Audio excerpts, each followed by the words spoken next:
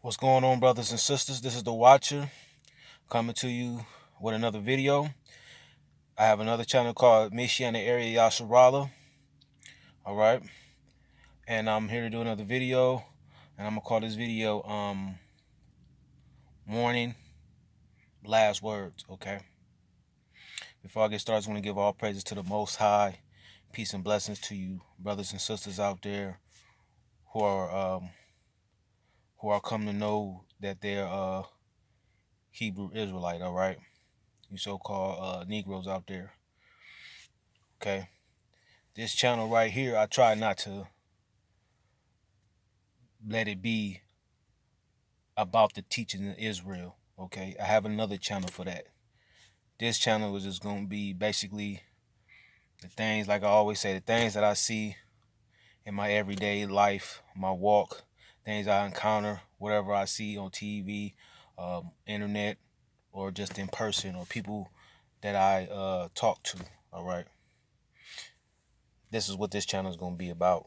You can kind of say this is my diary. All right, but instead of writing it down, I do videos on it.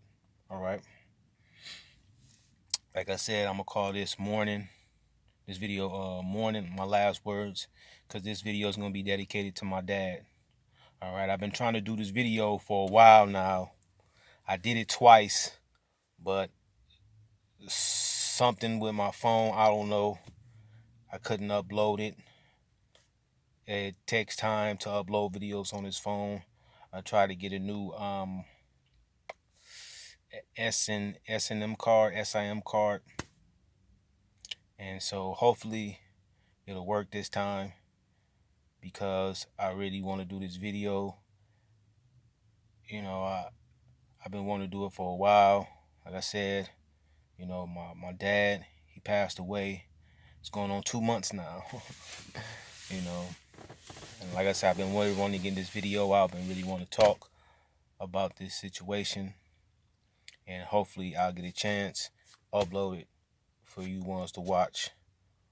Okay. Where do I begin? My pops, like I said, he died going on 2 months now. In March 9th, passed away at the age of 66.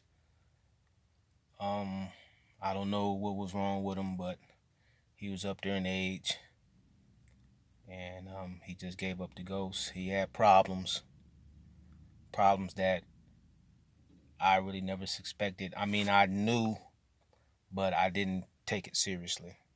Okay, and I feel bad about that. You know, my pops, man, he was tough, man. Growing up, you know, with my pops, he was tough, very tough. You know, he could be an easygoing guy. He could be sensible, caring, you know, playful, you know. But my most, I mean, there's so many memories, so many. But my fondest memory was that Pops was tough, man. He was very tough. I mean, you can say he had a hard life, according to his stories, you know. And the things that he did, you know, we all fall short. We all fall short, man. You know, some things that I've heard about him, what he did, and even seeing stuff with my own eyes, which I'm not going to talk about. He's gone. You know, that's where it is. I love him, no matter what he did, and I forgive him, and I hope that the Most High, through His Son, could forgive him too. All right. But you know, like I said, Pops, he was very tough. You know, he tried to teach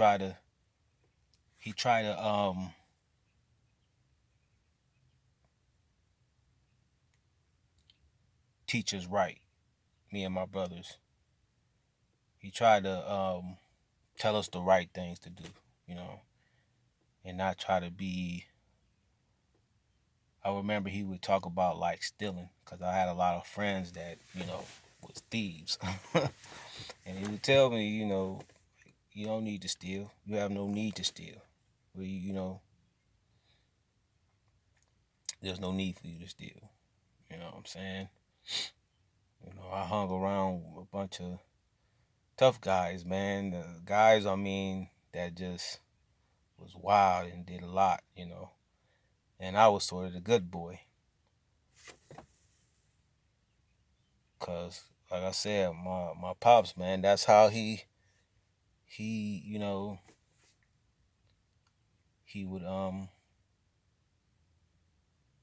raise us to be decent males. You know what I'm saying? Decent male figures, man, and not someone who's like a lunatic or a bad seed. You know what I'm saying?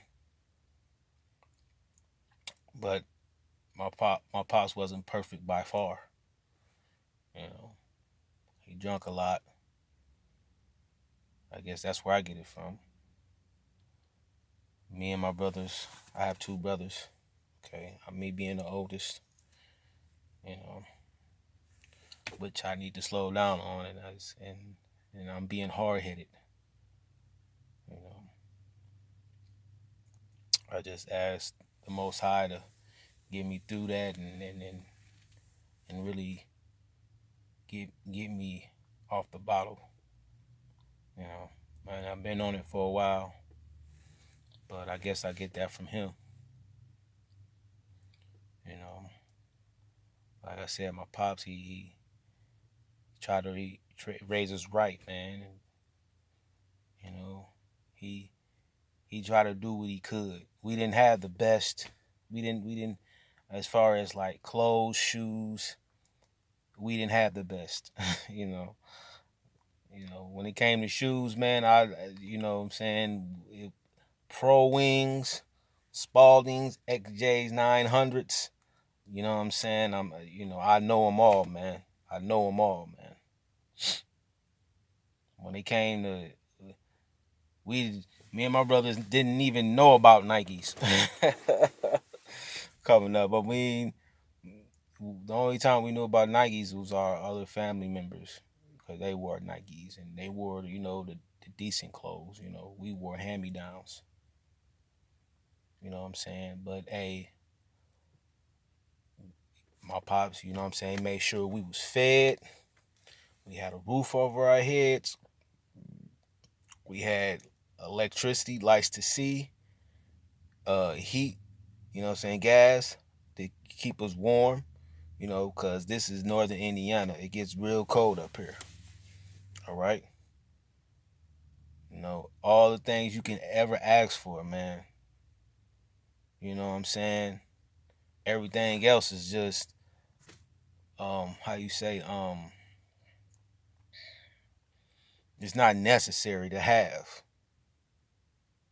But me myself growing up as a young black male and trying to fit in, man, it's almost as if you supposed to have that. You supposed to have, you know, the the high price clothes and the high price shoes. You know what I'm saying? Which all that's just foolishness, man.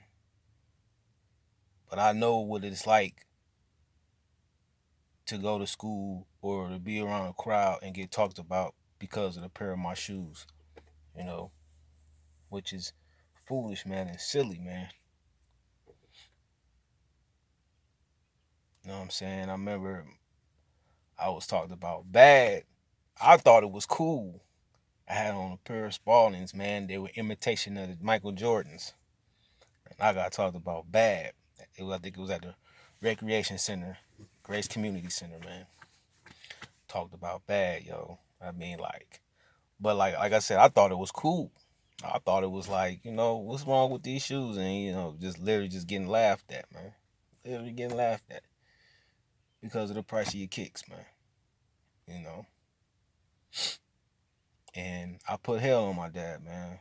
I put hell on my dad because as I was growing up, man, I felt like, man, I wanted to fit in. I wanted to have you know, the Nikes, man, and the Reeboks and all that, name brand clothes or whatever. You know, here it is. You got kids walking around with a pair of $200 shoes on, 200 pair of dollar shoes on their feet. And it's fascinating to see that, and it's for some. And at that time, it was fascinating to me, because you just wanted to be like everybody else. And I really don't regret anything in my life, but I regret that. I regret that, man. If I knew what I knew now, man, hey, I'd have walked into school with them pro wings on and lifted my head up real high, man.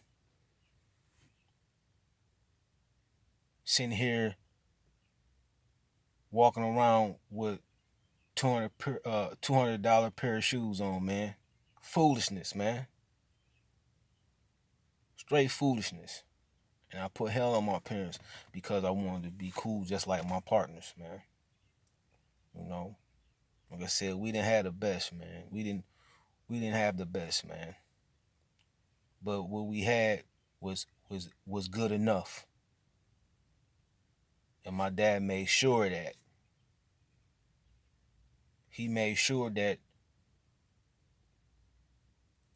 he made sure that we was just taken care of, man. Now I know it may hurt me and my brothers, cause I know what it's like to go to school with holes in your shoes. You know what I'm saying? I'm quite sure my brothers do too. But hey, you know, coming up in age, man, that's just letting us know, like, shoot, hey, it's time to get a job. It's time to get a job, man. Straight up. You know, turn 13, 14, 15. It's time to get a straight up job, man. You know what I'm saying? That's if you want the so called clothes, the clothes that you feel like you want to wear, shoes, you know what I'm saying? It's once you get up to that age, it's time to get a job, man. You know, and as you know, hard as that may sound, or for certain ones that's growing up, but hey, to teach you how to be a man and not to just be a selfish spoiled boy, and that's what my dad tried to teach me and my brothers, man. Like I said, it was times where he was off, and it was times where he didn't do things right. Like I said, my pops, he was not perfect, man, not at all, but he made sure, man, he did what he can to take care of his family, man. He made sure of that, man. And from what I hear, man, you know what I'm saying, he tried to help others too. Matter of fact, I seen it with my own eyes, man. You know, he had friends that he helped out, family members. You know,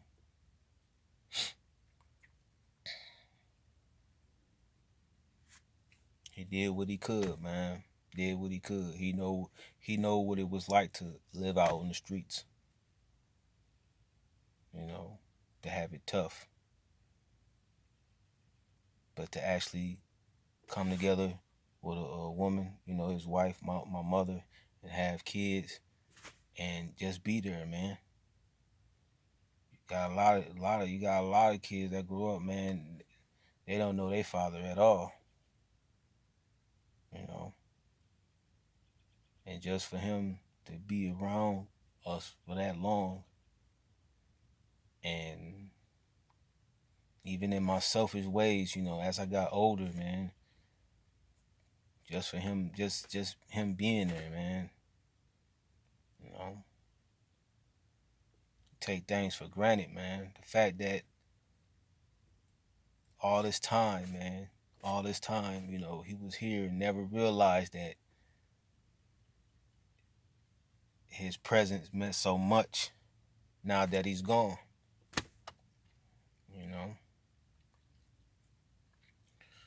I wish he was here right now, right now, with me, my brothers, and my mom, and his grandchildren, and other friends and family members, ones who cared about him somewhat, you know. But man, that's just me being selfish, man. Me being selfish, man. Cause we all gotta go sometime. And who am I? Who am I to interfere with the Most High's plan? You know.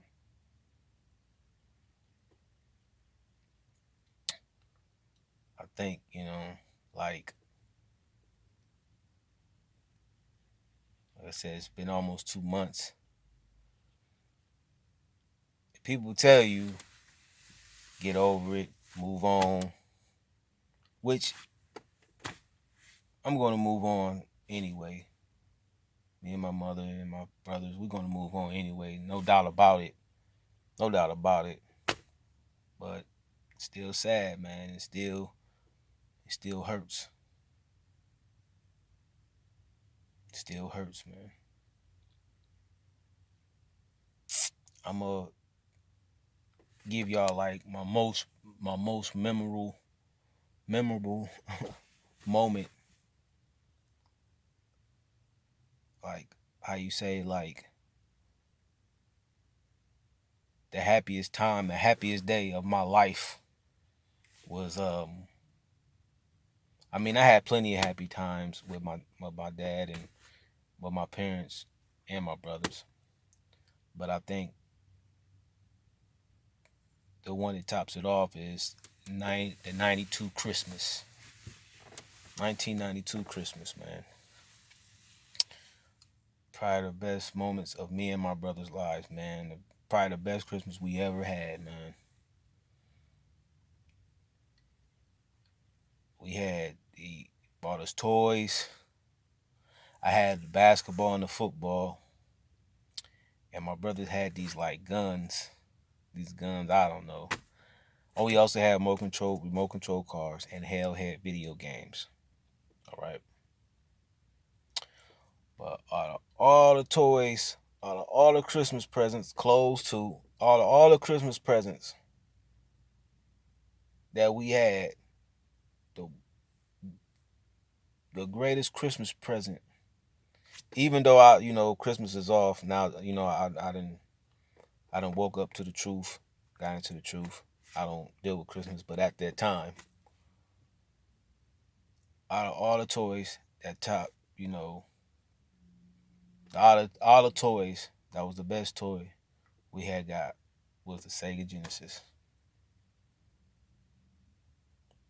The Sega Genesis, man, and oh my goodness, man, me and my brothers, man. I had knew, before we had opened the Christmas present what it was, because I think he had like showed me, because my pops would do that, like, I'm gonna just let you. I'm gonna let you see what I got for y'all. And he gave me a little hint, showed me, and you know, showed me what it was before, Christmas Day was even here, or it was before it was time for us to open our presents. Sega Genesis, man, and there's pictures on it too. Oh man, the looks on our face, me and my brothers. Oh my goodness. You can make like a documentary on it, man. To see the look on my one brother's face, oh my goodness, it was legendary, classic, man. Just like eyes just so buck, man. It was just so, oh man, it was so beautiful, man, and it was some of the best times of my life, man. Also had my fellow family members over there and my friends, man. Matter of fact, it's a picture with a few of my cousins and my friends. We was by the Christmas tree and we took pictures, man. It was a picture, man. It was just so beautiful, man. It was, like I said, probably the happiest moment of my life, man. There's so many other things that he did too, man. That just maybe I'll just have to make another video on it, cause I could go on and on, man, and I could just, like I said, this is I'm gonna call this video "Mourning," and my last words to my dad, man. I miss him. I love you, and I'll never forget the things you told me and the things you did for me. And I will not only remember the good things, but I also remember the bad things too, cause you got to take the good with the bad, or the bad with the good, you know. But yeah, like I said, I'll probably make a part 2 or somewhat related to this video about my dad, man. There's so much I can say. Things I could say that I didn't say at the funeral. I didn't want to say anything at the funeral, man. I thought about it, but then I was like, nah. Because it was a rule that you can only get 2 minutes. And I thought that's like, man, screw that, man. For me to sit up there and talk about my dad, man, man, they would have had to taken me off the mic, man, because I've been on there for hours, man, talking about my dad, man. And not only that, I don't need no microphone. I don't need no audience to express the love I have for my dad. So, and I'm doing it now. Sharing my memories with my dad, talking about him. Whoever watches it. But like I said, I'll probably end up making a part 2 or make another video similar to this. But like I said, once again, Pops, I love you. I wish you could still be here with us. Man, just being here, man. Just, you don't have to do much. Just being here, man. Just being here. Love you. Miss you. You'll never be forgotten. Yeah, I think I'll end it with that. Like I said, I'll probably make another video similar to this, talking about my dad. But with that, just give all praises to the Most High. Peace and blessings to you brothers out there. Keep seeking the Most High with all your heart and all your might. And I'm gonna leave this in your mind. I'm gonna share something on y'all, man. Stick by your loved ones, man. Be there for your family, man. Especially you ones that's fathers. Take care of your family, man. Take care of them, man. But with that, I'm gonna just say peace.